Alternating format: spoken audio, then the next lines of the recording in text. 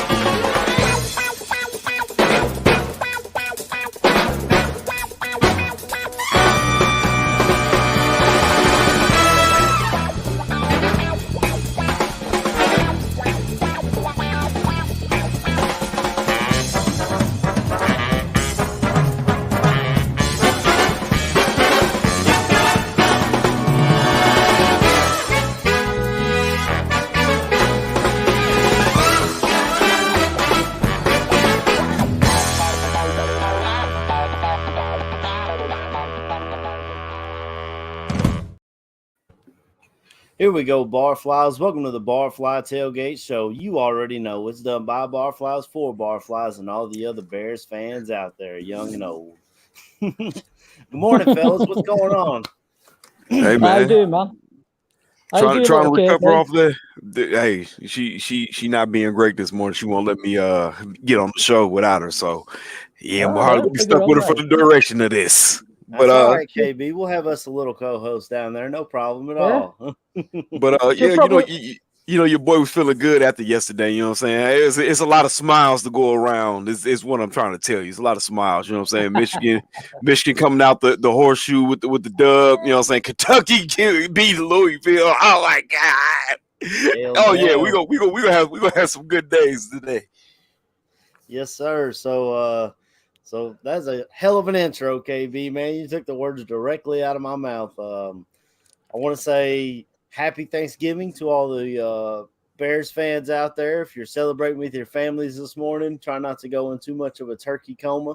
We'll toss it over across the pond to my man C-Dub. What's going on, Chris? How was your week?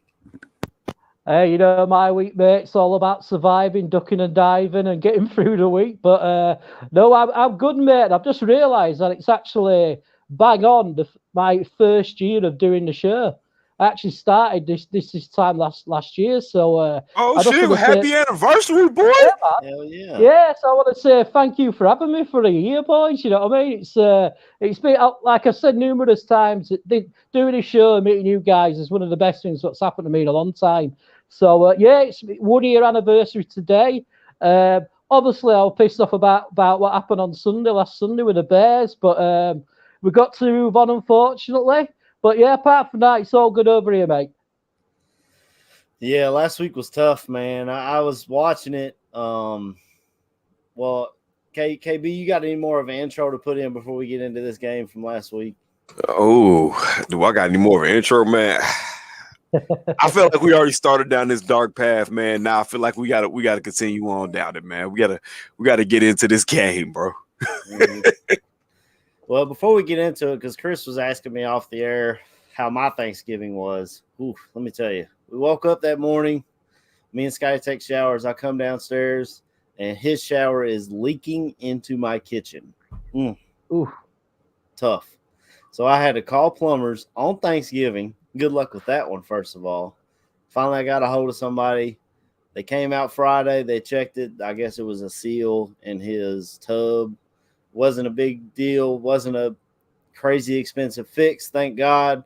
Cost me like, I think $250 or something like that. Which, whatever. I'll pay that over the couple grand that it could have been, So that's how my Thanksgiving went. We went to my father-in-law's house. Mallory had to work on Thanksgiving, and we did our thing on Friday after the plumber left and everything. So right.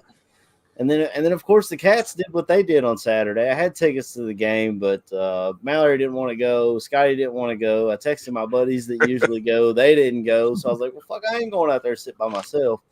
So I sat at the house and watched the ball game. I watched most of the Michigan Ohio State game. It was a hell of a game what I saw of it. No, it's at halftime. Right. Michigan pulled away at the end. I was surprised how that game ended up.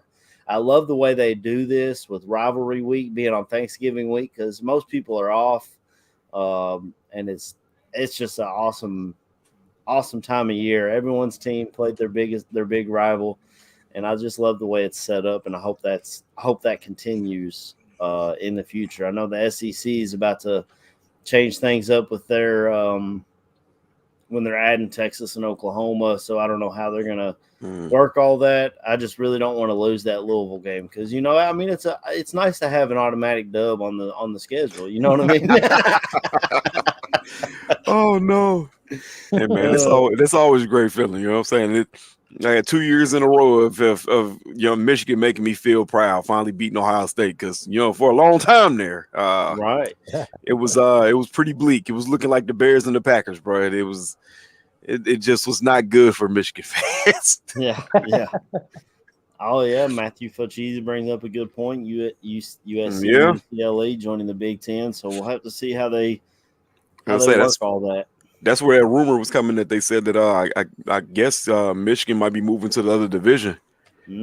So we wouldn't be playing Ohio State every year unless it's in the championship. And I was like, you know what? I'm kind of okay with this. Yeah, I mean, it basically is the championship at this point. I mean, that's to me, it's the biggest game in the Big Ten. Is that? Yeah. I was gonna say, man, nobody's getting hyped for fucking Michigan versus Purdue. I know I got a lot of Purdue friends that I know, man, and you know what I'm saying, no slight to y'all, but it fails in comparison to say, oh my God, hey man, Purdue and you know what I'm saying, Indiana playing this week, but Michigan and Ohio State playing this week, I'm going to that game. I'm gonna watch that one. I'm not caring about Indiana and Purdue. Yeah, for sure. Yeah, I got some friends that I tailgate with that are originally from Michigan. They're big Wolverines fans. We were watching them. We watched that game last week before we went in to see Kentucky play Georgia. And he's like, yeah, we're going to the Toilet Bowl next week. I was like, the Toilet Bowl? It's like, I've heard it called the Horseshoe. He's like, yeah, it's a horseshoe shape. We call it the Toilet Bowl. It's Toilet Bowl. Yeah. Giant shitter, bro. Fuck them. But they gave us a consolation prize. I'll take Justin Fields. You know what I'm saying? I'll take him. Yeah, even Lil KB likes Justin Fields. Yeah. We all like Justin Fields. So we'll get into this game last week. It didn't go the way any of us thought it would go. I thought it would be a higher scoring game. Cordero Patterson looked like a beast against us. I mean, we knew our run defense wasn't great, but I don't know. I kind of expected more out of it than that. And then they still gave us a chance to win it. And that was what was heartbreaking to me. I was like, okay, this is Justin Fields' moment. Go out here, get this win, make people realize, hey, this dude, not only can he do it with his legs, he can do it with his arm. Throws the ball high, tips off of, I think, who was it that dropped it? Was it the running back, Montgomery, and intercepted at the end? That was a tough way to lose. I was telling Chris, I've been watching an awful lot of the NFL Red Zone where they just whip around to a bunch of games. So I don't get to see the game in its full context. But from what I saw, Justin was doing quite a bit with his arm last week, which is nice to see. Unfortunately, I guess it was the last play of the game. He hurt his shoulder, or close to the last play, because apparently he was hurt already. And then for some reason they called a direct run with him while he was hurt, which doesn't make any sense to anybody at all. I got that information off the radio the next day because, like I said, I was watching Red Zone. But like, how do you?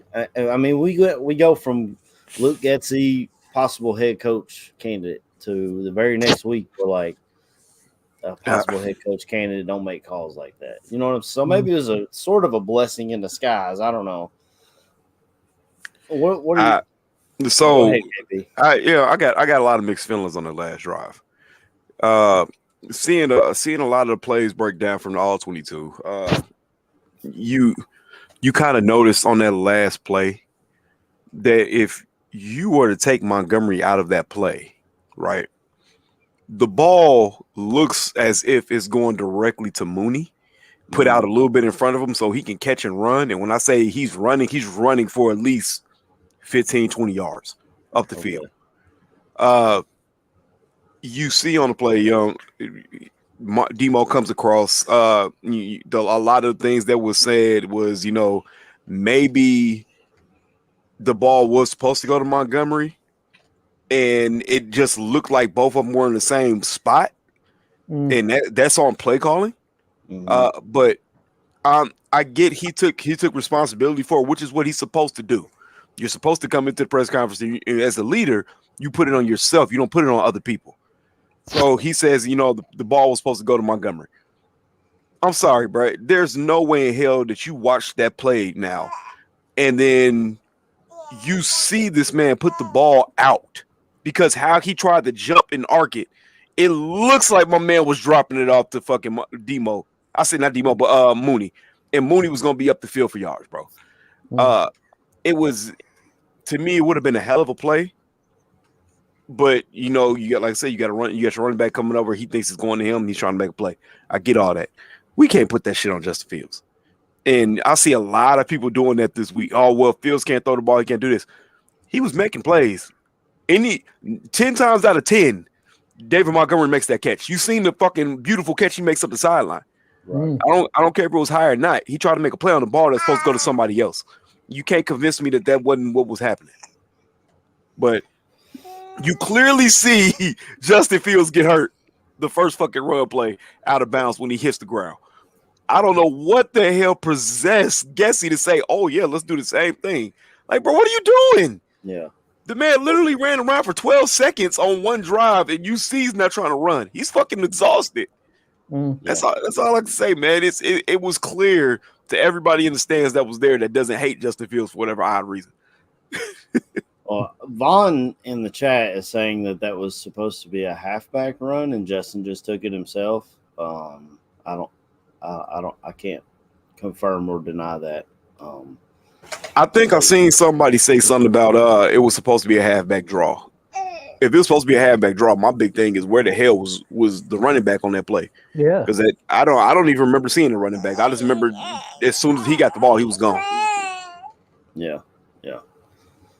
Chris, do you have any big takeaways from the game that KB maybe didn't touch on, or something you were hoping would happen that didn't? Or I mean, I think my sort of main takeaway is I wasn't really impressed with the offensive calling throughout the game. Really, I think it got like a bit predictable. We seemed to sort of, every first down we seemed to be, run first every time we're a first down. But regarding Fields, just touching what KB said, I mean, the guy could hardly run. Well, he could hardly walk, let alone run.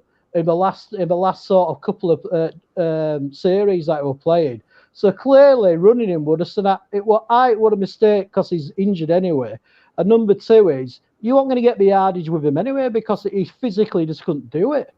But I also, one of the highlights was for me was one of the last drives. Justin Fields was definitely looking to pass first when he was scrambling around. The one player when he scrambled around for about 10 seconds and then managed to find an open receiver, and you're even directing people as well. So people who go, oh well, they can't pass. That's absolute bullshit, man.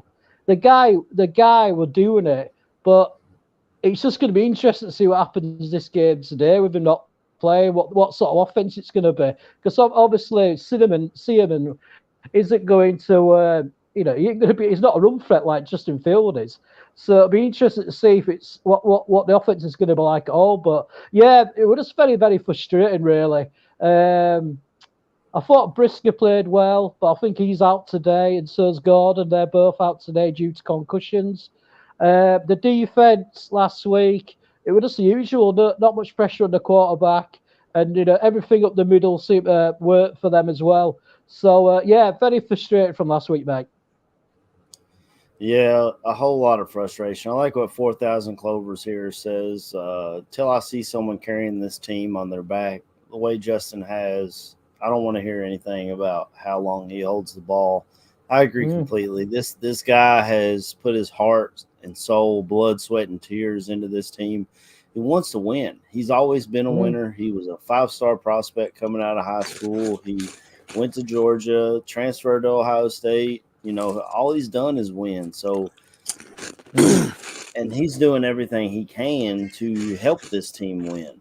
I've seen people on Twitter and stuff talking about, he's just, I don't know if they haven't bought into it yet or if they think we need to look at quarterback in the draft, being that we're picking 3rd overall right now. But I feel like we've got our quarterback. And I think it was Parkins and Spiegel they were talking about, because a lot of the guys on the score were like, okay, we're seeing a lot of good things out of Justin, but we're still not seeing wins. They need to learn how to win. And he was like, well, that 2018 team sure knew how to win, and that helped them a lot. You know what I mean? Like he said it sarcastically, obviously, because now we're in a different situation. Learning how to win to them and to me is irrelevant right now because we see what we see. We don't get pressure on the quarterback. Shout out Don Burry's in the chat. We let Jared Goff stand back there and pick us apart because we don't get pressure on the quarterback. That hurts your secondary. Your linebackers have to do more because they have to fight off blocks because your D-line is weak. Our O-line is bottom of the league. We still got Mustafa in there, and Lucas Patrick just got shut down for the whole year. That's a wasted, which that's another thing that I'd like to bring up while we're on the subject. The 2 big pickups that Poles went for was Ogunjobi and Lucas Patrick. Now, Lucas Patrick hasn't played barely at all this year and not any that I can think of at center. And Ogunjobi ends up in Pittsburgh. Or should we be worried about him come up this free? I know he's got a ton of money to spend, but should we be worried about him this free agency of who he's going to go after? And nah, absolutely not. And let me tell you why. We came into the free agency period last year or last offseason with pennies and dimes. You had to try to convince anybody that came to play here, hey, you should come here, but we don't have shit. We don't expect to win next year. We have a rookie quarterback coming up his first year where he barely did anything, but we're telling you we believe he might be the guy. We're going to try to implement an offense around him with no weapons other than Darnell Mooney, David Montgomery, and Cole Kmet, because at that point, nobody thought Khalil Herbert was going to do half the shit he was doing. So, yeah, come here. We can't pay you as much as anybody else is going to pay you, but we want you to come play for us. Ain't no fucking way anybody's going to go for a pitch like that. That's true. Absolutely not. You threw some money at Larry Ogunjobi, and you thought that he was going to be cool, and then he goes and he fails his physical. Once he failed his physical, you had to pivot to Justin Jones. Credit to Justin Jones. He hasn't been the number one starter / playmaker that everybody was hoping he would be, but you had to pivot. Justin Jones is a second-tier guy. He's not the number one guy. He's somebody you pair with a number one. You know what I'm saying? Those are the pieces we're going with. It's like like one of my friends told me, y'all are playing with a practice squad team. Y'all got a bunch of people that are backups in starter roles, and then y'all are expecting this team to compete. So it's a hell of a fucking compliment on Phil's part to me, because he's the reason why the offense goes as it goes. You're keeping people in with an XFL team. We're losing by 1 score. That's true. Yeah. So I'm gonna give Poles his flowers for the rest of the you know what I'm saying, until next year. We're gonna see what he does in this free agency period. You got the money. There are gonna be certain pieces that come available. Let's judge him by what he does this offseason when he actually has the money to go do things. Yeah. I agree, KB, and I think this year really it's been them reducing the players' salary so they can increase the cap for next year. And I think really, a lot of the players that are playing this year won't be on the squad next year at all. And a lot of them a lot of them are on 1-year contracts as well. So I think this year's been about getting as much cap space as they can. And then next year, the year after, really, it's like KB said, that's really when the scrutiny should be given. The scrutiny should be given to Poles, because that's when he's got the funds. There's no excuse regarding cap space. So it is that all down to like making the right decisions. But it's just hard to say it really, because until it happens, no, we don't really know is he a really good GM or not. Because this year he's had his hands tied. Really, this is just sort of like setting up the foundation, and it's the next 2 years really. What I think really that's when he's on the ball. You see, it's this thing that what I'm saying, me and my friends do when we jump on Madden, right? Yeah, I'm bringing up Madden. Oh my God, Ryan's bringing up a video game. Okay, whatever. But it's a principle on how you build. We always got rid of the players who were the high overall players. So you can try to get money. Try to trade people off for draft picks so you can build your team. You know what I'm saying? You draw a foundation. So you go into free agency and you get players that you think can fit in the scheme. Now, a lot of these players would be trash players, the bronze star dudes that don't have no future, so say in the NFL, but they're young, they're hungry, they might have had a chance somewhere else. They might have been former first-round picks on other teams. Then you go through the season, and then you see which one of these players starts to make a little bit of an impact, if not a major impact. And then you tell yourself, what, that guy signed on that 1 year contract that almost got 1,000 yards in this offense. I'm going to re-sign him to a 2 or 3 year deal. Oh, that defensive player that led the team with 100+ tackles. I'm going to re-sign that kid. And then when I try to really build my team this next offseason, when I have the money and I have the picks, I have a foundation of players I know that were already hungry on the team.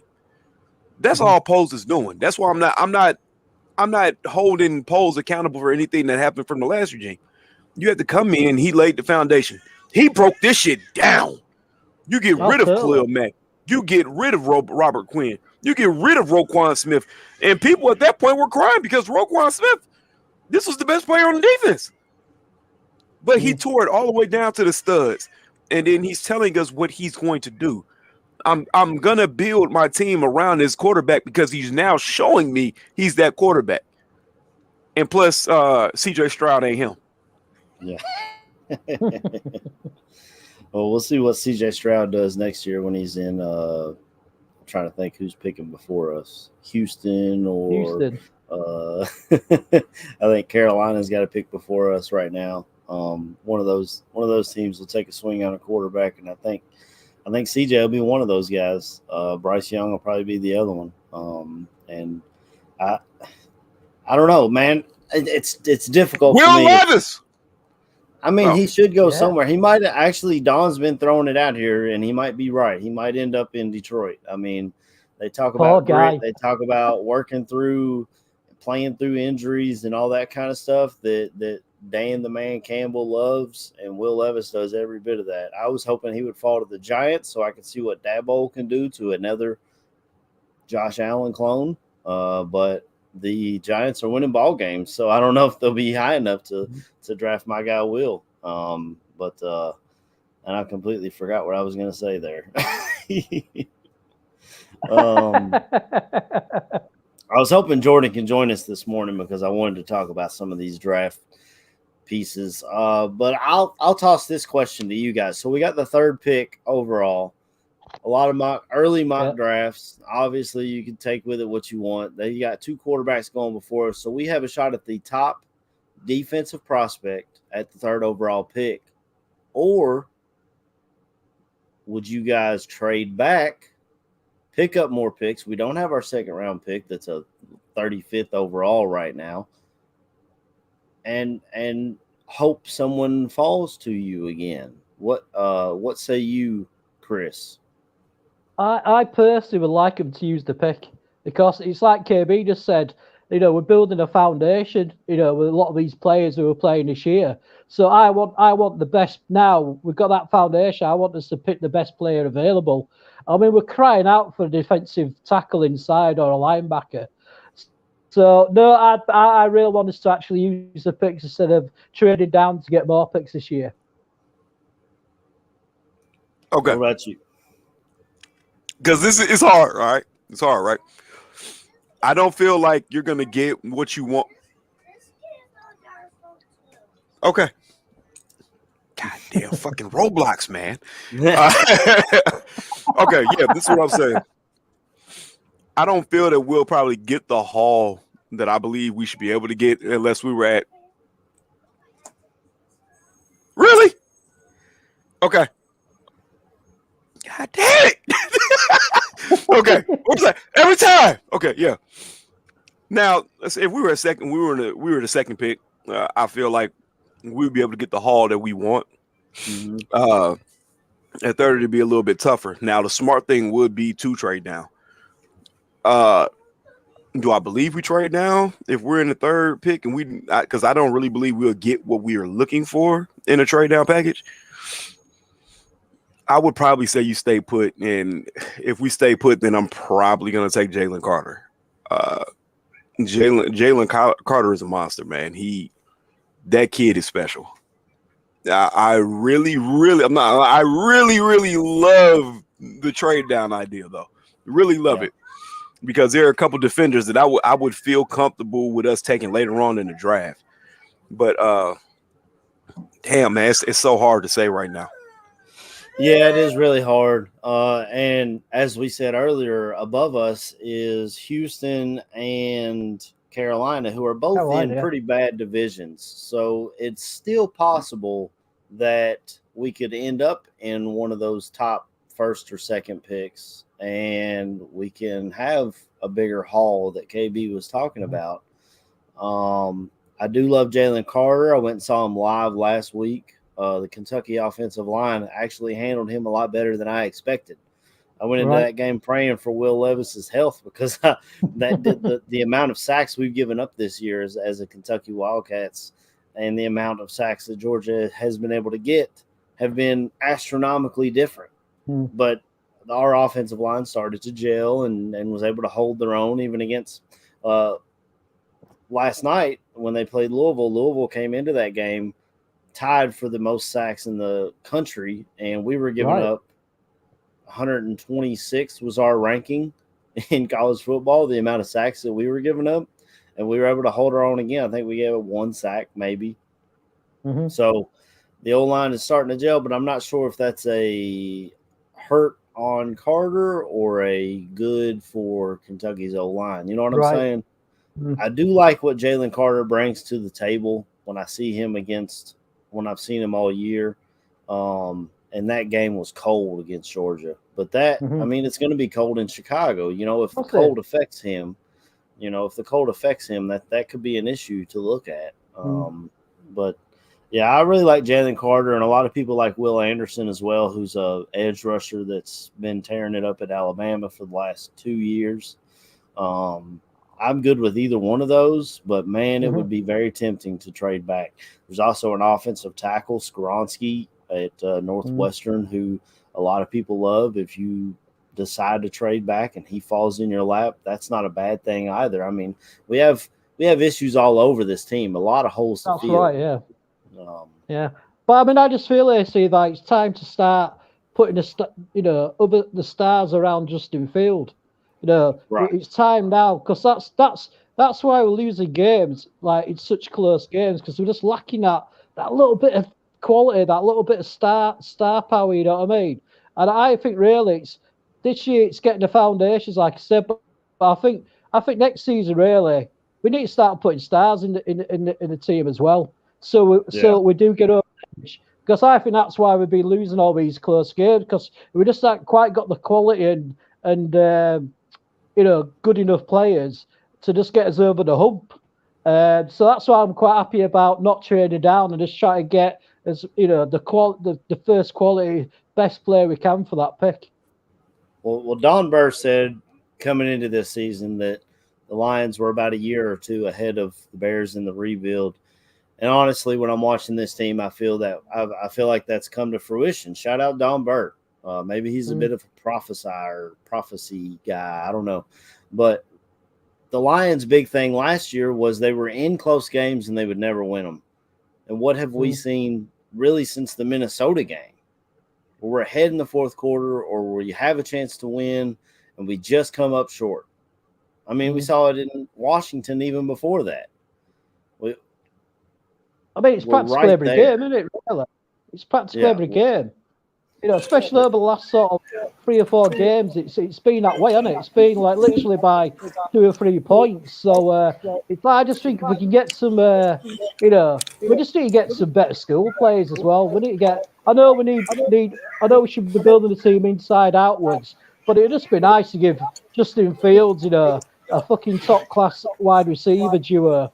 And then concentrate on the O-line. So it won't be interesting to see how the draft goes next year. Man, listen. Don Bird talking about the goddamn Lions is 2 years. The fucking Lions ain't 2 years ahead of nobody. You want to know why? Because they don't know who the fuck their quarterback going to be next year. That's why. Y'all in the same goddamn boat with more talent on offense than us. Y'all, the damn Detroit Lions should be ashamed of their goddamn self. Shame. I said it. Then I'm going to say it again. Y'all should be a goddamn shame of yourself as a fan base, as your head coaches, as a goddamn GMs, as goddamn little children running around in a goddamn recess, goddamn playground lot. Y'all should be ashamed of yourself. I'm just saying. You got DeAndre Swift, Williamson, goddamn old boy brother that's better than him, and he's smaller than him. I don't know how that even works. Y'all suck. And y'all gave away TJ Hockenson. Y'all suck, man. Well, I don't know. I was pulling for him on Thanksgiving Day. I'm not gonna lie. I guess pulling for the underdog was the thing I could do. But I mean, they seem to be putting it together, man. I mean, you might say they suck or whatever, but I feel. I mean, good for you, Don Burr, man. You've sat through a lot of bullshit with that team, and they seem to be pretty much putting it together. They just like KB said though, they do need a quarterback. I mean, that's if you ain't got a quarterback in golf. Yeah, if you ain't got a quarterback, you're not ahead. If you ain't got a quarterback, you don't got a plan. Let's be real. We've been saying this every year about the Bears. We don't have a direction because we don't have a quarterback. We thought we had it with Trubisky, but then once it started to become clear that Trubisky was not going to be the guy here, we all went back to the same thing. We don't have a team. We don't have a plan. We don't have a direction. We don't have nothing. So you telling me right now, y'all got Jared Goff. Jared Goff is going to be our starting quarterback next year. If that is what you're really going with, and then every Detroit Lion fan is saying the same thing, oh, well, next year's quarterback class is going to have X, Y, and Z, means you don't have a plan. I'm sorry. And y'all, they shouldn't have beat us. But it's a lack of talent versus a team that always picks in the top 3. That's true. I mean, they've been more or less picking the top 3 since 1958. Yeah. I don't know. We'll get into this game today, though. I don't know where to start. I guess we can start with New York. I mean, KB, you were talking about Justin Fields taking it on his shoulders and being the leader. The New York Jets drafted Zach Wilson, hoping he would be that guy. And he came out there and after a game where his defense gave up 3 points, and they said, "Do you think your offense is the problem?" And his answer was simply no. Zach Wilson is not the answer for the New York Jets. And honestly, when I look at the New York Jets, they remind me of 2018 us. Defense is balling out. They play well enough to win the ball games, but your quarterback doesn't make the plays needed to win the ball game. We saw it time and time again in 2018. Now, a kicker really threw us off. They actually shout out Eddie Pinheiro is their kicker, I believe. So you talk about similarities with Chicago Bears. Pinheiro was here. There's so much with this game, but what do you guys think of Zach Wilson? I'll start with you, Chris, and then I'll let KB follow it up because he's on fire today. Yeah, he's on fire today. I don't know if he's still drunk from Thanksgiving. But my thought, my thoughts about Zach Wilson is how the fuck can you not say it were on my shoulders? Their offense in the second half got 2 inches or something ridiculous like that in offense, which I've never even heard of. And even when I used to play back in the 80s, we used to get more than that. And it just shows, I think, really, I'm watching something some podcast or something, and basically like New York is saying, well, the reason why we're benching him is, because his mechanics have fallen down, and we need to sort of get him out of the game, and get. And I'm thinking, why don't you just say you're benching him because he's a fucking wanker? He is a wanker. You know what I mean? I haven't really got a wanker of the week this week, but Zach Wilson is a wanker because that's what a wanker is, man. Somebody who doesn't take responsibility for their actions, and just sort of thinks they're better than everybody else just because you're the quarterback. So I'm so glad we didn't pick him, really. And I bet New York wished to pick Justin Fields. Yeah. I'm sorry about that, Chris. I didn't hit your wanker of the week. Someone in the chat said Getsy's the wanker of the week for his play calling. We hate to continue to go back to the refs. I don't think of anything that came out. I mean, I guess there was a late hit on Justin Fields at some point in the game where he didn't get the call, and Brisker even brought that up in the press conference. But I mean, just like KB said last week, we can only. What are we going to do? All we can do is send this stuff into the league, and they go, "I'm sorry." So it's ridiculous. I'm gonna take a page out of the world famous, one of the GOATs of all time. This page. Which one is that one? Oh God, it's a monster. Okay, yeah. In the immortal words of Dave Chappelle to Kanye West, I'm gonna tell the exact same thing to Zach Wilson, and that's what it is. He should come into his next press conference and say this: "My defense, I want you to know that I stand with you. I am behind you 100%. I believe that you guys are a top 5 unit." And that, Zach Wilson, is how you buy yourself some time. Because coming out and say that you ain't had shit to do with that loss, brother, you are fucking up royally. He should have came out and waxed poetic. Man, they bailed me out the entire game. I was trash, hot doo-doo. I couldn't hit the backside of a barn. You need to come out and you need to throw yourself under the bus, make your defense look good, because it goes a long way on the defensive side of the room. I didn't play well. I want you to understand I didn't play well, regardless of us winning or losing. And I see y'all effort, and I appreciate y'all effort for keeping us in the games. That is how you win over your locker room. Justin Fields had no fucking business walking into the locker room that day and saying, well, it's my fault we lost. To his defense. Right. No fucking business. That man did everything. I'll say this: if you take the special teams touchdown off the board, yet again, this man did everything he needed to do for us to win. Right. We shouldn't be putting our quarterback in positions every fucking week where he has to come and win a game on the fucking final drive. Why can't the defense make a stand? Why can't special teams tackle some goddamn body or not muff a punt? You are literally throwing everything on this man's shoulders and saying, hey, we really want you to carry us to a dub. And when he does it the drive before, it just gets swept over because the last drive he has to do the impossible yet again. Like I'm not gonna keep telling somebody flat out, hey man, we need you to carry us and get us a win every fucking drive. He shouldn't have to go out and score a touchdown every fucking drive. That to this point, that is where Fields is. And the sad part is that is where the criticism of him becomes. Oh, he's not scoring when he has the ball. So he has to score on every fucking drive. Tom Brady doesn't even score touchdowns on every drive. Aaron Rodgers, for all the yards this bastard throws for, doesn't score on every drive. And has had plays where he's looked way worse than Fields on. But we talk about this with Justin Fields. It's annoying to me. It's a played out narrative in my book. The man is putting up almost 30 points a fucking game. That is him. It's not the defense. It's not special teams. That's Fields and that offense. And it's still not enough to win the game. Well, last week. Sorry, Essig. Go ahead, Chris. I mean, if I'd have been one of them defensive players at Bears in that locker room when Justin Fields come over and he's got a dislocated shoulder, he's been cramping up, I'd be so embarrassed about my own performance when he goes, "Look, I'm really sorry, guys. I should have done better." You know what I mean? That to me shows Fields he's got leadership skills. Oh man, amazing! Because for me, I'd be like thinking every fucking game you're asking me to do amazing things. Every game I'm always having to chase a score. I'm having to do this, and for him to sort of go, "Look, it's my fault, fellas." Then I think hopefully that might make some of the defensive players look in the mirror and go, "I've got to step up, man," because this guy is putting everything into his team, and we can't ask for him to do any more. I need to step up.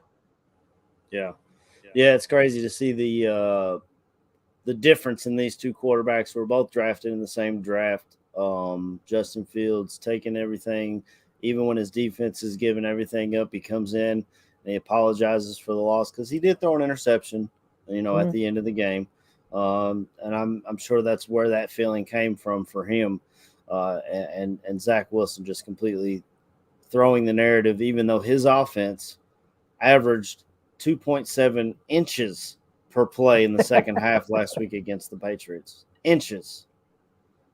Now, depending on what you're measuring, that's a decent size, but as far as football plays, I was gonna say, hey man, in some places that's a lot, bro. As far as football plays, it just ain't it. No comment. I just had to throw that stat in there.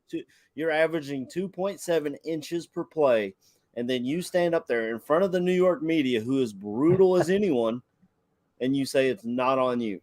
It's not my fault that my defense gave up literally 3 points. And then even the special teams guy was like, "That's my bad. We shouldn't have gave up a punt return at the end of the game." The fuck? Like, everyone around you is taking accountability. And your starting quarterback, your QB2 today, it seems like, because he got benched, refuses to take accountability on himself. They said he left the locker room crying when they benched him and shit. Like, go fuck somebody's mom. You'll be fine. I mean, that's the best thing he's done in the league. I've been waiting for somebody to bring that up. I thought I ain't going to be the one that brings up. So well done, KB. Yeah, you served that one up for me. Hey man, listen, you gotta be stifler.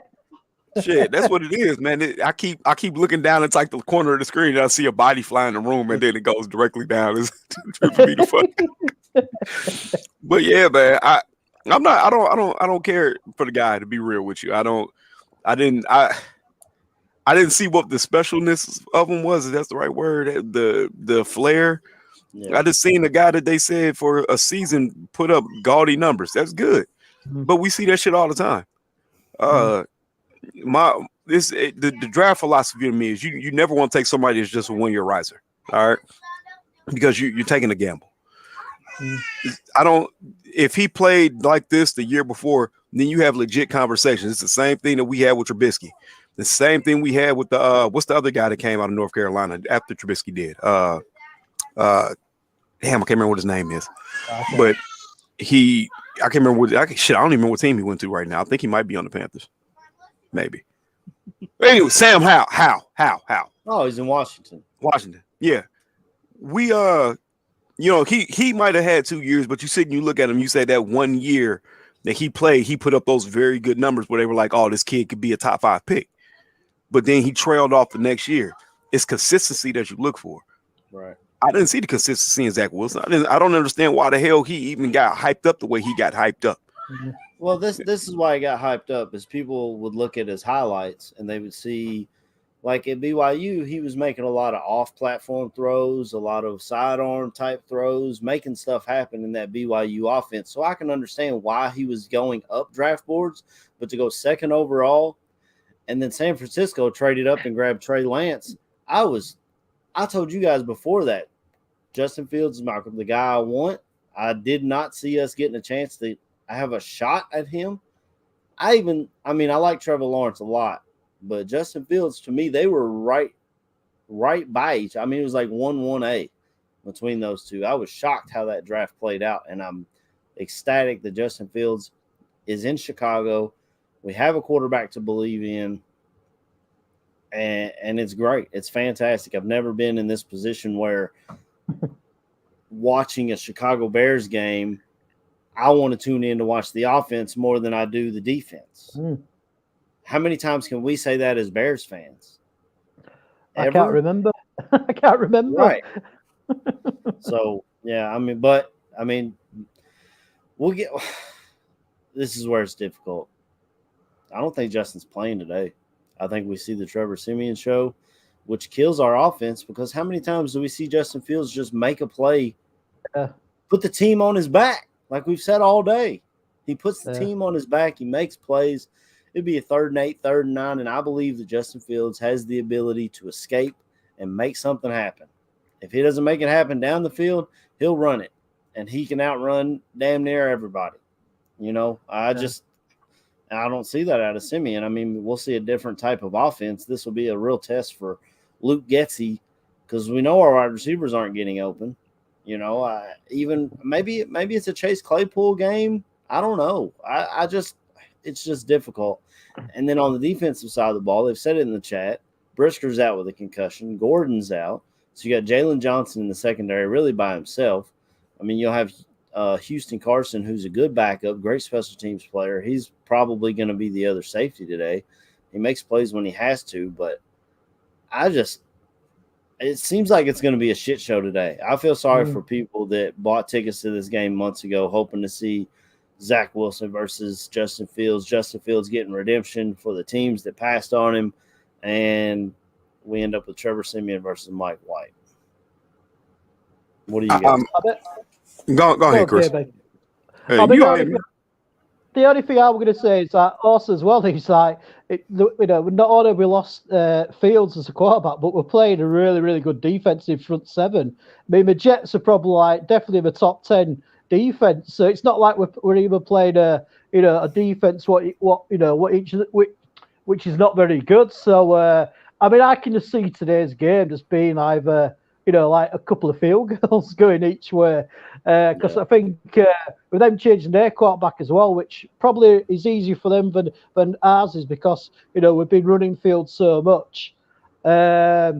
It's just going to be a tough one, boys, isn't it? Really, it's just I just think their defense is going to smother us because they've got such a good defensive line.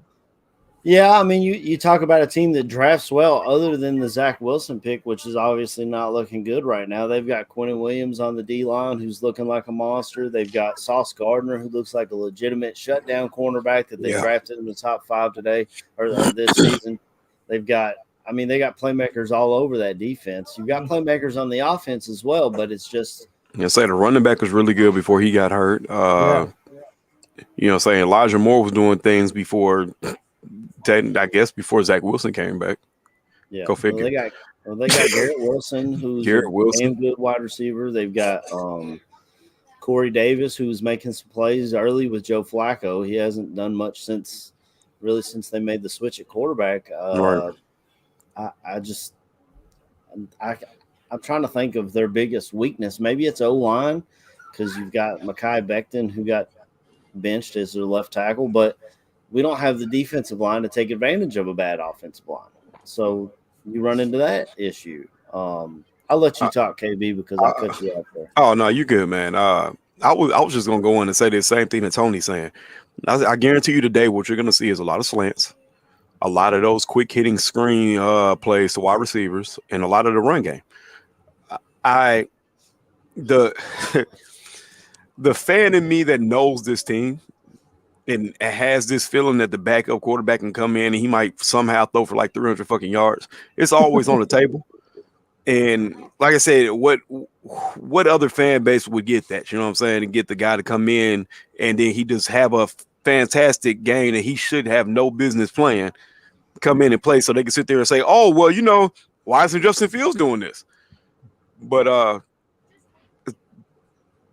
the brutally honest, the fan with the open eyes in me says that today is going to be a lot of quick passes. There's no way in hell Trevor Siemian is going to survive behind that O-line today, especially with that defense. Now, if I was Quentin Williams, bro, I would probably be looking at the Bears offensive line like I would look at Thanksgiving dinner. You know what I'm saying? I'm coming out, my eyes big as shit. I want everything on the plate. Put on the table, on the plate now.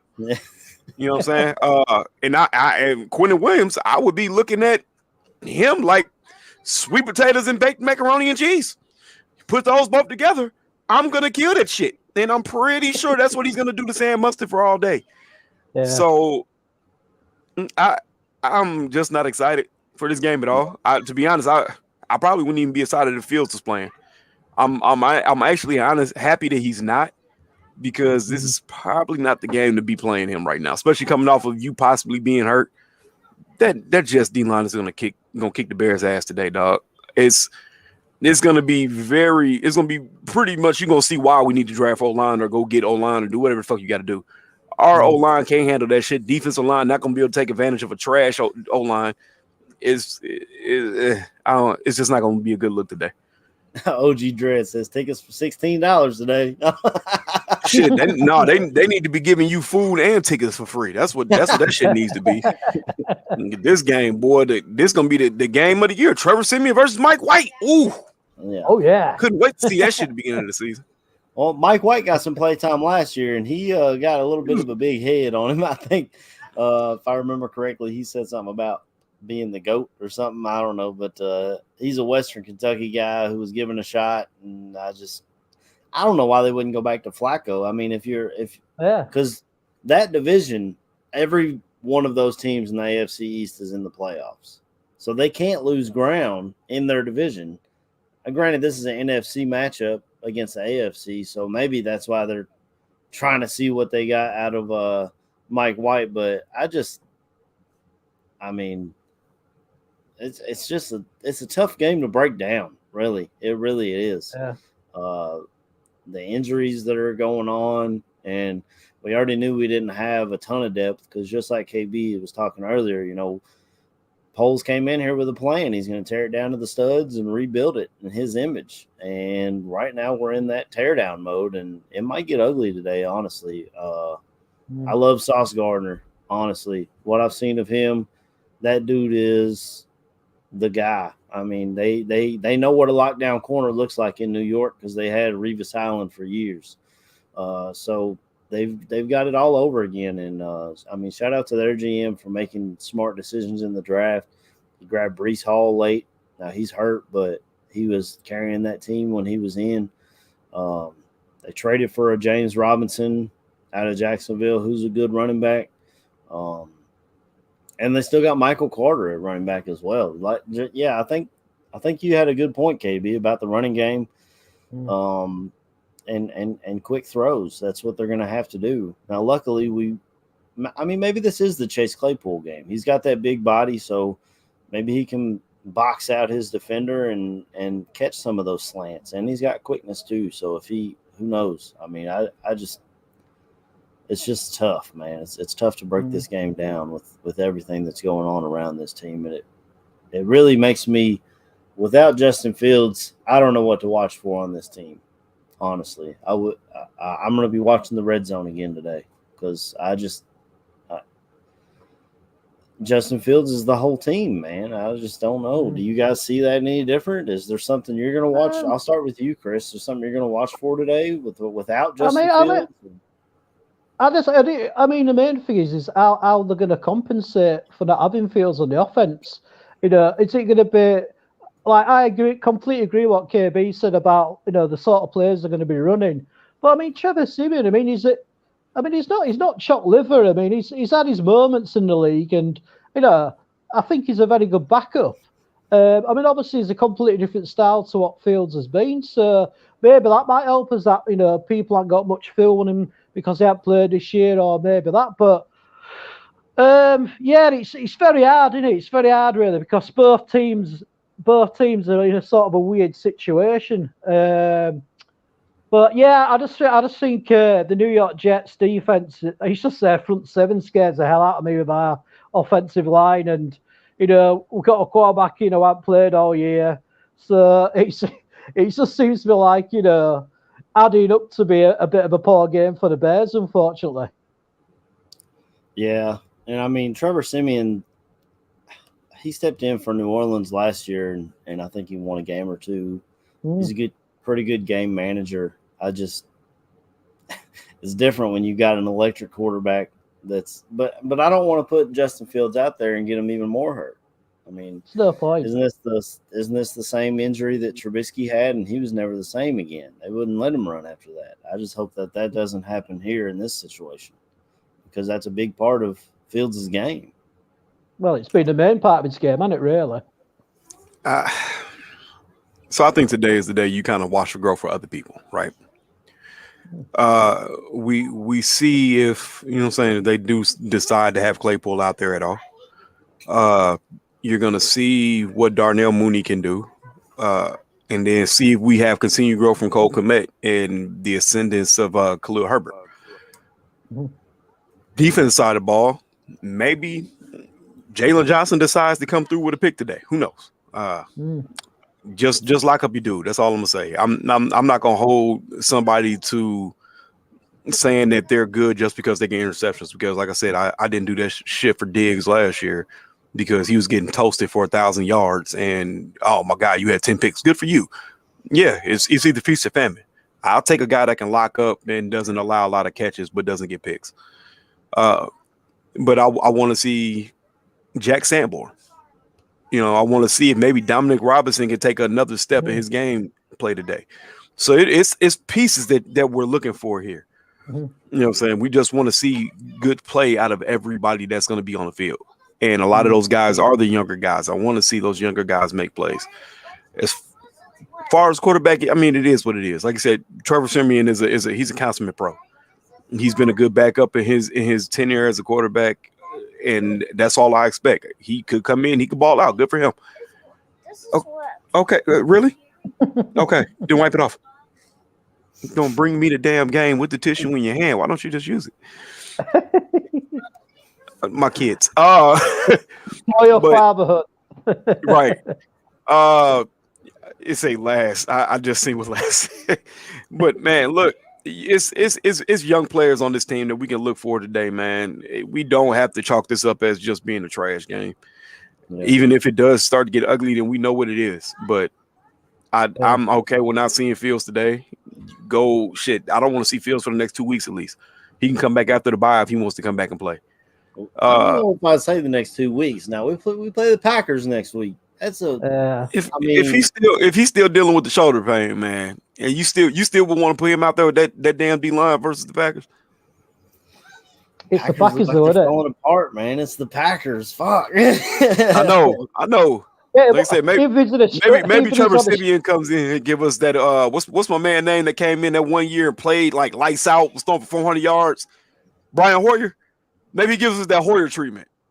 He comes in, he throws for 400 yards or some shit. I don't fucking know. The Josh McCown. Yeah, the Josh McCowns and the Brian Hoyers of the world. You know what I'm saying? Go ahead, Chris. I can't remember what I'm going to say now, but you've lost me.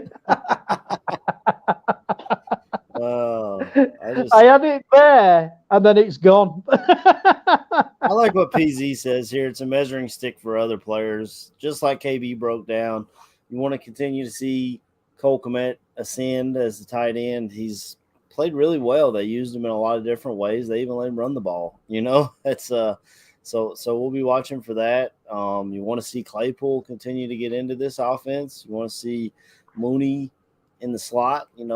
Maybe he's able to get open. I don't know if the Jets defense has sauce follow guys. I'm not sure. I haven't watched enough of their games to know that. But if he's following Mooney around, I don't really want to see that. And then defensively, Jack Sanborn, and Jalen Johnson, Eddie Jackson, who apparently, I don't know if he's on the trade block or if that's a guy that they want to look to have in the future. He's got to continue to play well.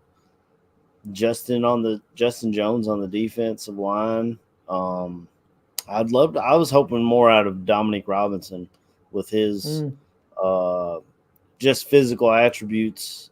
I was hoping to see more out of him, and I don't know. He just kind of fell off when I don't know. He just kind of. I'm not impressed, and maybe that's why he was a 5th-round pick. I was gonna say he's been up and down, bro. You see some games where it looks like he is getting pressure. I mean, he was actually getting in the backfield the last game. It's just it didn't get anywhere. Like I said, we have to take it for what it is. He's a 5th-round pick. He was a guy that's only played defense for what, a year, 2. Mm-hmm. So it's gonna be a lot of growing on his end, and then on the other side of that, it's who is he learning from? You know what I'm saying? He doesn't have, as much as was being made about Robert Quinn. You did hear the man say once that he was trying to mimic that Robert Quinn move. Yeah. So with Robert Quinn not being there to teach him, that's the downside to a trade of a Robert Quinn. I'm not saying it was the wrong thing to do, right? But that man was learning from a consummate pro, somebody who's been in the league, who's had multiple sacks in his career. Now you don't have that anymore. Now you're looking at guys like Trev Gibson that you like, shit, I might be just as good as this dude. Mm-hmm. You got what's my other man name? The one that plays above him, 55. Al-Qadim Muhammad. Hell, Travis Gibson and Dominic Robinson might be better than him. Yeah. You know what I'm saying? So it's gonna take a lot of time. That's why these games are so important for them. You got to grow. You got to see what you can do and try to make the best of a bad situation. And that is even on the defensive side. You have to learn and grow. If for whatever reason Dominic Robinson just started getting sacks, I think we would all sit here with our mouth open like, what the fuck is going on? Oh, yeah. So yeah, I like what Tony has to ask here. How do you guys feel about Coach Flus? I'm going to go first, and I'll let you guys follow me. I feel like Flus is doing the best he can with the situation he was brought into. Just like KB talks about ripping this team down from the studs, the fact that we've only been blown out by like the Cowboys. I mean, the Packers, technically it was kind of a blowout, but they took a touchdown off the board for us up in Lambeau. So it wasn't as much of a blowout as it looked like on the final score. I feel like Flus he's doing the best he can. I really like that he's a manager and lets his coordinators coordinate. I mean, as much shit as we talked about the Indianapolis Colts, Jeff Saturday came in there and he won the first game and probably should have beat the Eagles last week. That's a guy who is just letting his coordinators do their job, and he just manages the whole game. He knows when to call timeouts. He knows when to throw the red flag.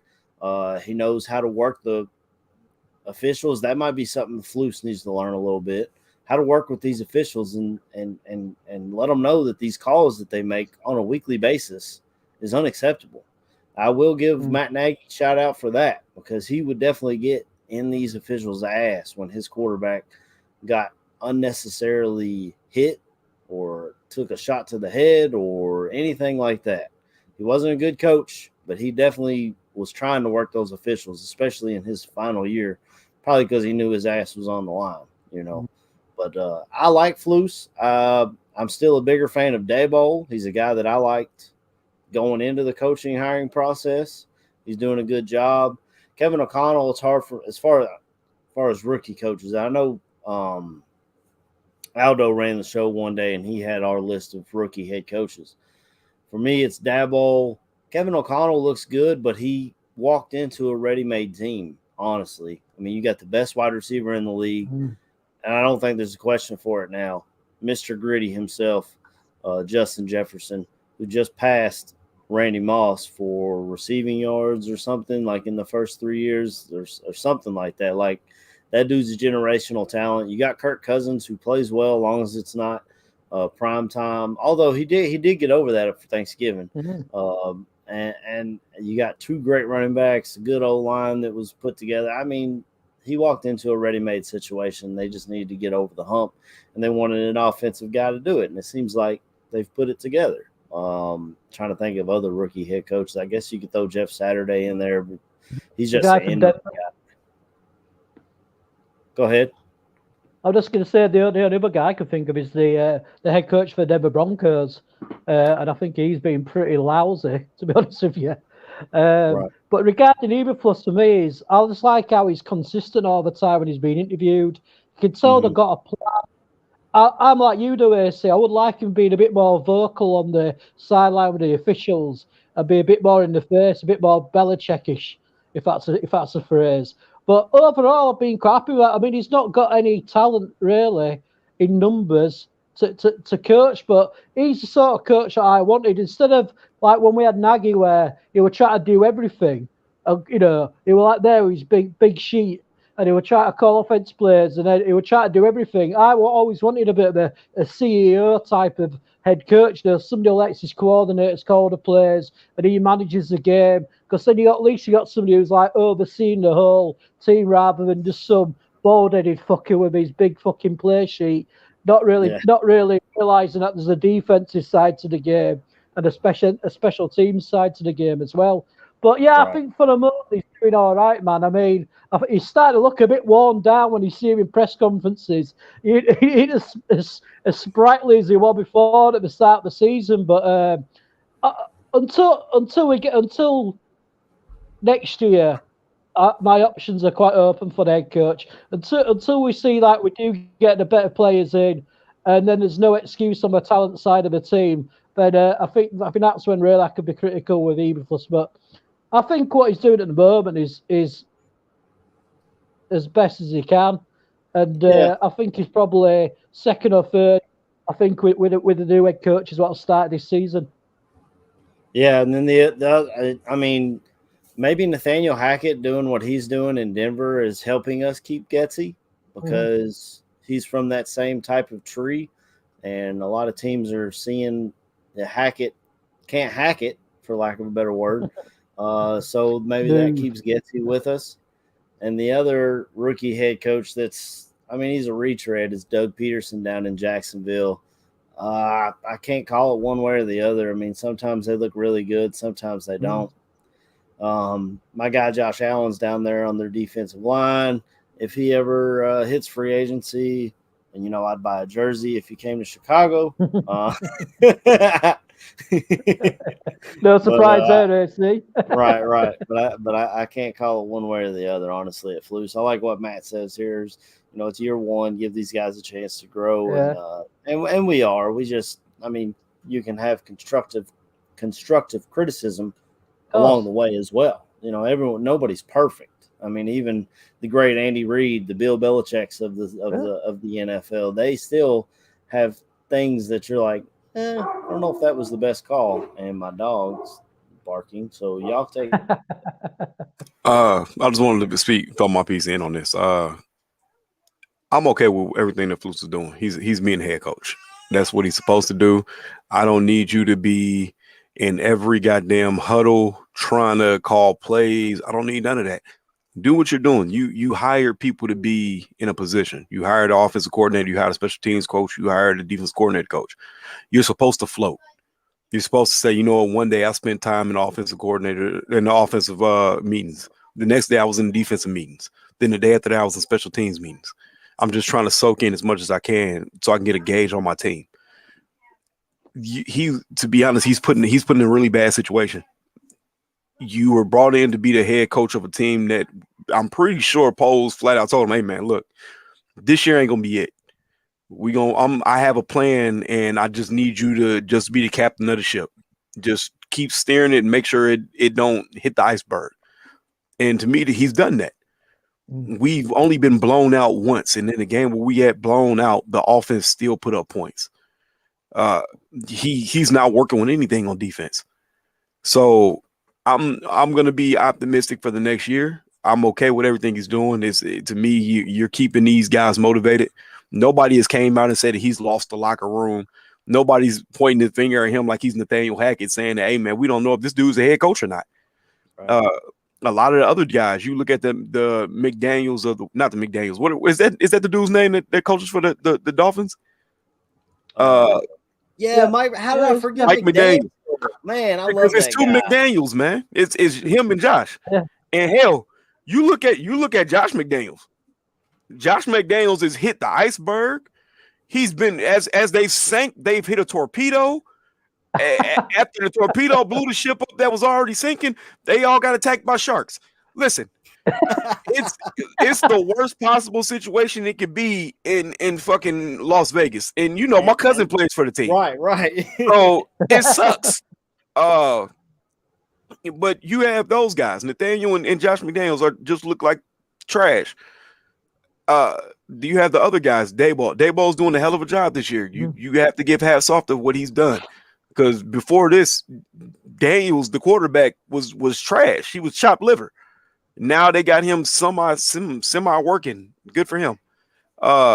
And then McConnell, whatever his name is, Kevin O'Connell, something, whatever his name is, in the Vikings. You walked into a pre-made situation. Good for you. I'm not giving you kudos for that shit. Right. all we needed was somebody to say, hey, we should probably pass the ball here. Right. Maybe we should run. Good job. So, hold on. So, yeah, man, like I said, good job for them. To me, Eberflus is right up there. He's kept this team in every game with his coaching. Yeah, he might not be as vocal as a lot of other people. That's fine to me. But you see, he takes his little digs. Yeah, we sent the number of those hits to the league. Yeah, we did that. So he knows. Yeah. He might be towing the line, but he knows. So yeah, I'm just fine with him being the head coach right now. Just keep doing what you're doing, man. Don't let it sink, man. And that's what he's doing. Right. Yeah. I mean, I want to touch on Josh McDaniels, and then I want to touch on this particular comment I have on the screen here. Josh McDaniels has everything an offensive coach would want in Las Vegas, and he can't get it done. Is this the death of Bill Belichick's coaching tree? Because we've seen, as we spoke of Detroit earlier, we've already seen them try to do it. We see Las Vegas trying to do it. We've seen it several times. The Bill Belichick coaching tree is just not it. And it doesn't really make a whole lot of sense. I mean, is the guy in New England or the guy in Philadelphia originally from New England? I think he might be. So that might be something to look at. But I don't know. It's just Josh McDaniels. I expected a lot more out of him. Brother Gaines ain't in here this morning, but that was his guy. He wanted him here in Chicago. Looks like we dodged a bullet, Brother Gaines. But so definitely, Focheezy says here, having Saquon helps Jones a lot. We finally have a healthy Saquon. He looks like Penn State Saquon. He looks like the guy they drafted. And rumors came out this week from ESPN 1000 that Saquon and Chicago is a beautiful marriage this offseason. KB, I'll start with you, and then I'll go to Chris. Do you have any thoughts on this whatsoever? Would you be okay with them bringing Saquon in? I traded for him in my my bad. I ran my whole little off season. You know, we ended with the second pick overall, and I was able to kind of finagle some shit. This is where I kind of got my whole idea of a few other players. You know what I'm saying, that I would be okay with picking later on in the draft. Just throw a couple names out. The kid from Florida that plays D tackle, McCluster, big, like 6'5" fucking D tackle, who's really has a lot of upside. And then is he the guy that wears number 21? Yeah, I think so. That dude is huge. Yeah, and he looks so big, so much bigger with the number 21 on. Bro, he's like 6'4", 6'5", 300 plus, bro. He's huge. And then Jared Verse from Florida State, because watching that kid play, he kind of reminds me of Khalil Mack. But that I digress. Yes, I traded for Saquon. I was like, you know what? I don't give a fuck what Madden says. Y'all not re-signing him. So I turned him to a punter, traded a 7th round pick, in like the 2025 draft, and then I gave him a big contract. Having Saquon and Justin Fields in the same backfield would be scary for a lot of reasons. First of all, how do you defend it? You can't. And that's exactly where I'm going on. You can't defend that because you have one playmaker who literally turns nothing into anything with Saquon. And then you have another guy that does the exact same thing. So two people that are fucking magicians. You got, I can't remember what the damn dudes with the tiger, what their names was. But y'all know where I'm going with this. Yeah. Siegfried and Roy. That's it. If you had Justin Fields and Saquon Barkley, it'd be Siegfried and Roy. Because I mean, they would just be making magic in the backfield all day. And I was sitting there explaining this to my guy. I said, if this was to ever happen, you would have to stack the box like 98% of the time. So that means all you need is one competent wide receiver on the outside that can beat man coverage. Or I don't know, just tight end. Or tight end and Cole Kmet. That's all it would take, because there's no way in hell that you would sit there and say, I'm going to put 5-6 people in the box and I'm going to defend Saquon Barkley and Justin Fields. It'd be impossible. So I don't know if the rumors were true, because the rumors I saw is they said that the insiders from the Giants are saying that he wants to come to Chicago. I'm like, yo, don't do that to me. Yeah, well, I saw it on, I think I saw it on Twitter, and it was coming out of the Waddle and Sylvie show. So I take a little bit of credit, and I take a little bit of extra take stock into that. You know what I'm saying? Right. Because they're not just going to be spewing bullshit. But like I said, I seen that one. I seen the one talking about is the insiders from New York are saying that he would be okay with Chicago. Look, if he makes it out of there, yeah, I get that man $11 or $12 million. I don't give a fuck what nobody said. My big thing is this: who the fuck are you gonna pay in the offseason? You're not gonna get a big name wide receiver. If I can throw money at Saquon, I'll do it. I don't give a damn. But that's just the fan in me. I don't know if it's true or not. I don't even know if it's a possibility. But if you give me a shred of hope in the offseason, I'm sorry, I'm taking this shit and I'm running with it. Yeah. I mean, good luck following that up, Chris. But you can give your insight on what you think. KB's been on fire today, man. It's so hard to go on after KB because he's on fire today, man. He's on fire. But no, I mean, as a former running back, I'd love to have him on our team. I really would. I mean, having him in Fields in the backfield would be something else. I mean, the only thing what sort of slightly tarnishes it to me is just, I'm always, because he's been injured quite a lot apart from this season, that knowing the Bears, and with our crap luck, we'll sign him, they'll get injured in the first game, and that'll be it for the season. But no, I mean, I love him. I mean, who would you get rid of though in the backfield then? Would that obviously mean Montgomery'd have to move on?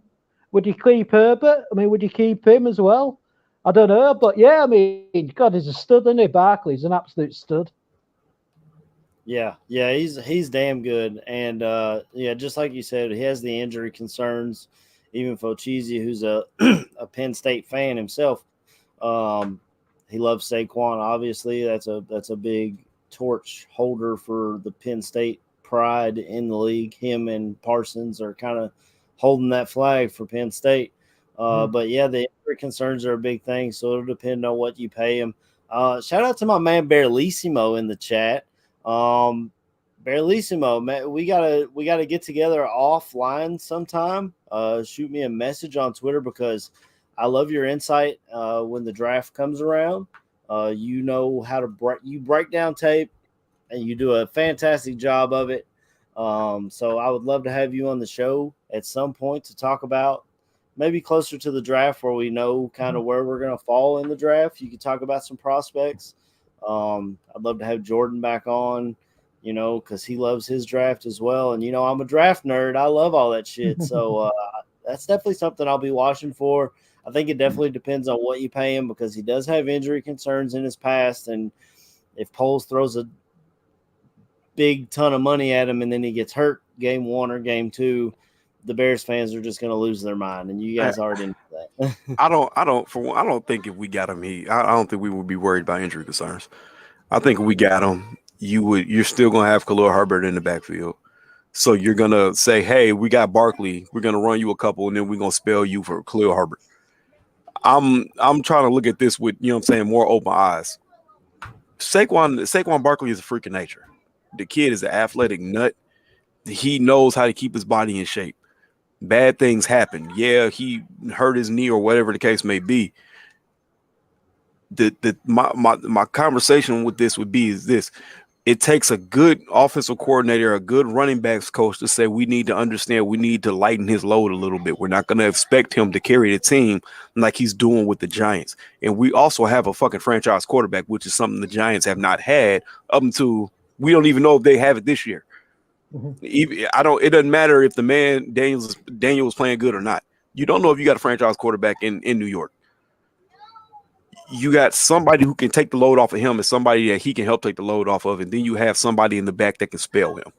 That is how you have to look at it. I'm not worried about paying this man money because we have over $120 million of fucking cap space. Money is not a fucking issue, and people need to understand that the cap can still be manipulated even if you have a lot of it.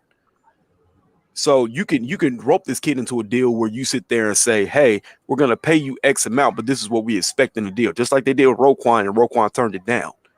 Like people, we need to get over this stigma that, oh my God, we can't pay players.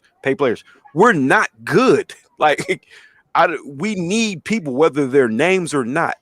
The kid is a special talent, and we need special talent. Yeah. So, well, I mean, what I say. Sorry, KB, but what I think though is that is running back really that ain't really a unit of our offense, which is a problem.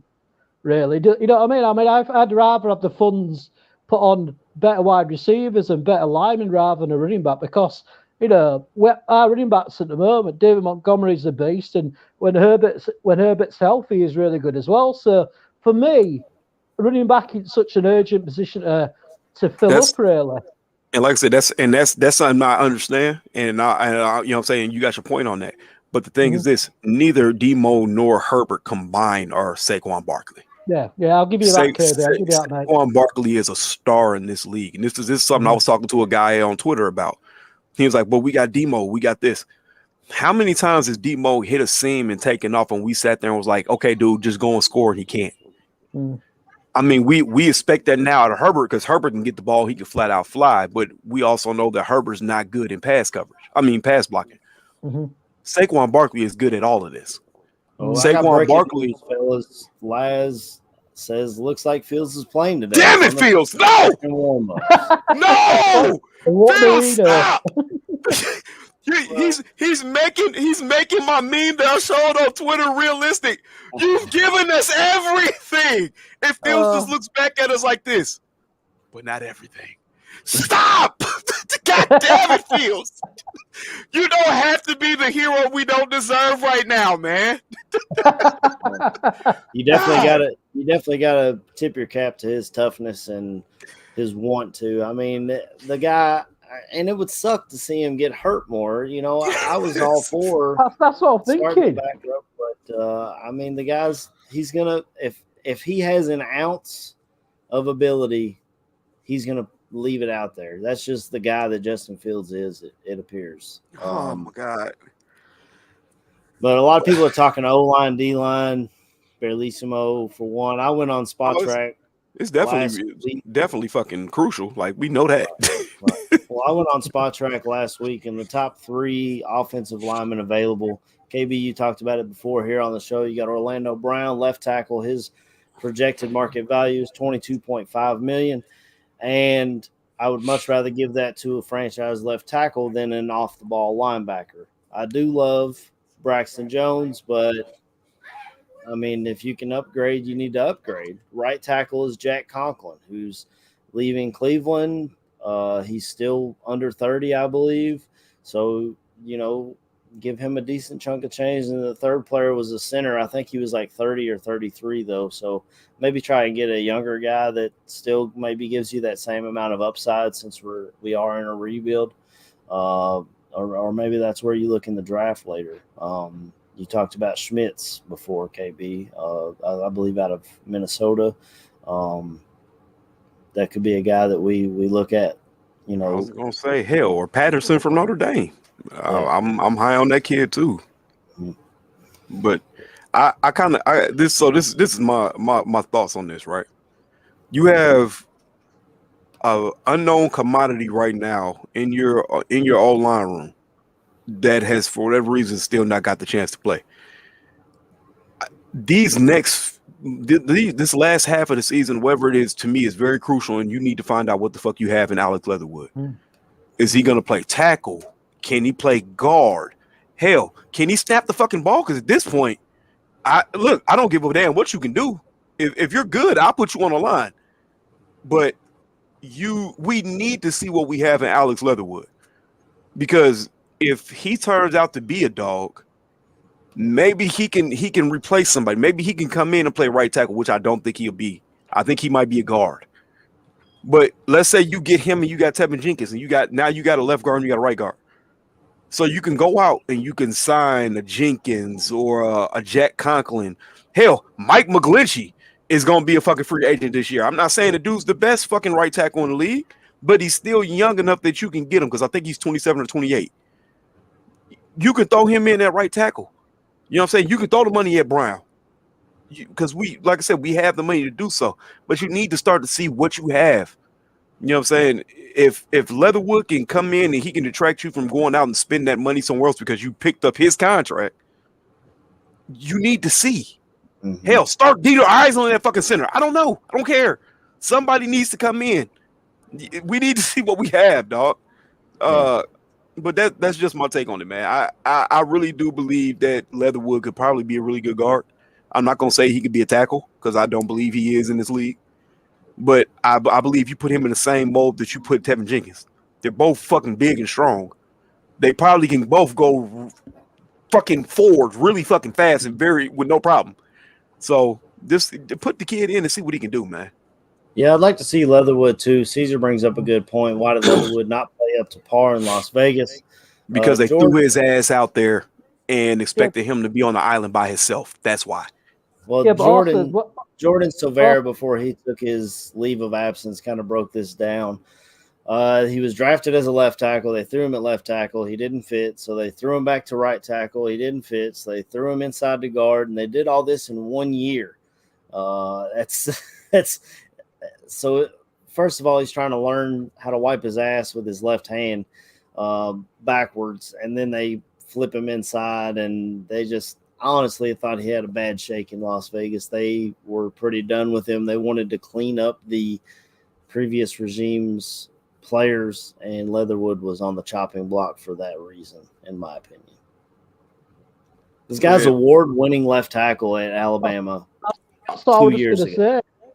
Yeah, I mean that's the point I was going to say is that the guy's got pedigree. I mean, you know, like you just said, AC, like one of the top left tackles in the country when he was playing college football. So the guy's got ability, man. So I mean, I think he should stick to the left side, either as a guard or a tackle, really. Because I mean, he played left tackle for Alabama, so we haven't got a set. Then again, Braxton Jones has played.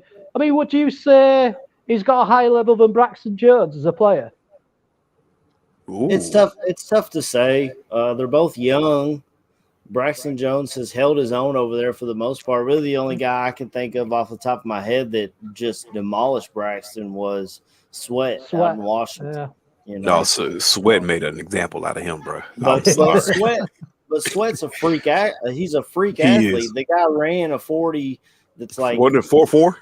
Like up there with wide receivers and shit. Like, yeah, I was gonna say he ran like a high 4.4 or some shit, bro. It was ridiculous. So it's tough. But I feel like we've talked quite a bit about draft. We've talked about the offseason. We need to kind of push that back a little bit. We'll get in here and we'll start wrapping up. I'll start with AB and then I'll go to Chris. Give me your score prediction, bold prediction, offensive, defensive MVP, and we'll get out of here and I'll let people. I didn't have much to say about this game other than just watching it for, you know what I'm saying, to see how people developed. And now fucking Batman is deciding to come out with a broken back, just got his ass beat by Bane and he's trying to save the city yet again. Bro, I'm like at a loss, bro. Why? Fields, why? We already love you. You don't have to do any more than what you're doing, brother. But this changes the dynamic of the game, of course. Damn. This really threw me for a loop because I thought we were going to see Trevor Siemian. Mm. I mean, we might still see Siemian. Just because he's on the field sprinting doesn't necessarily mean he's going to play. Okay, so I'll say this bold prediction: Trevor Siemian plays. And I'm gonna go with my stat line with Trevor Siemian playing. I'll say it'll probably be 17 to 14 Jets. Fucking Coach K. I'm giving the game to the Jets. I think Mike White can do a little bit more than what Trevor Siemian is going to be able to do because Mike White's going to have more time to pass than Trevor Siemian. there's no way in hell I want Fields to be anywhere near what the hell is happening in this game. Man, bro, I'm like I said, yeah. 17-14 Jets. And I'm going to say Jack Sanborn has 15 tackles and interception. Okay. That's gonna be that's my real bold prediction. I just really hope Fields don't come out and play, bro. I really hope he don't. Yeah. But go ahead, y'all. If we doing shout outs to everybody in the goddamn chat, man. Y'all holding it down like always, man. You come in, y'all talking your shit and we love it, bro. Love my boys, man, getting on here every day, especially when I can. I know some days I just be fucking out of it, bro. Especially like when I'm getting off work. That shit's rough. And shout out to all the shows, man. Like I said, stay with us, man. It don't matter if we fucking going to the Super Bowl, we fighting for the first 3 picks. You know what I'm saying? Everybody in this network is gonna be here for y'all. So love y'all, man. Love the fans. Keep doing what y'all doing, man. Hell yeah. All right, go ahead, Chris. Pick it up.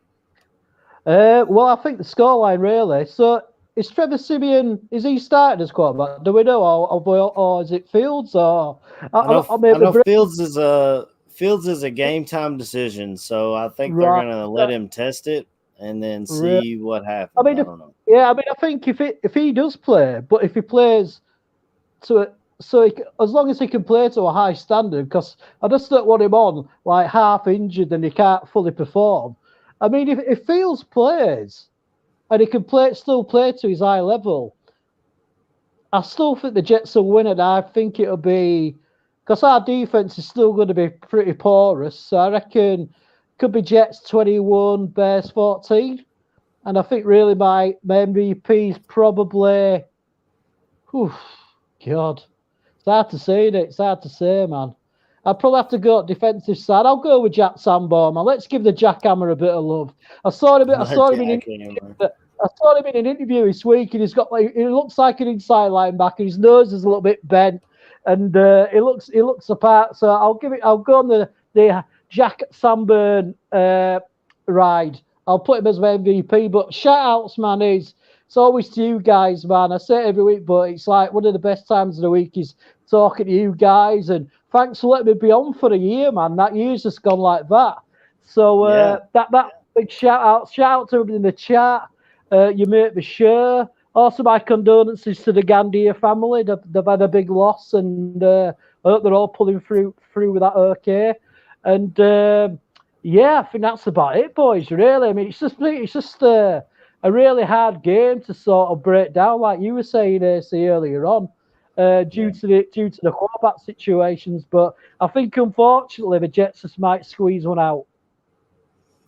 Yeah. I'll my score prediction. I just don't think we have enough to, especially.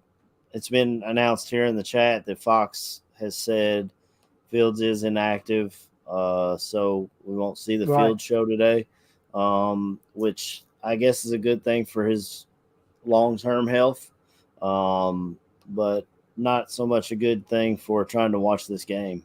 And my score prediction, I mean, it's so difficult because our defense isn't great, but their offense hasn't looked great either. But their defense looked, like I said, they remind me of the 2018 us. They are Super Bowl caliber defense with an offense that just barely gets by, except for, I guess, when Flacco plays. They seem to be putting up points when he was there, but they want to go with the younger crowd, I guess. I'm going to say Jets win this one 24 to – I don't have any faith in our offense without Fields out there. I don't. Honestly, it could get ugly, fellas. It might be like a 24-9 type game.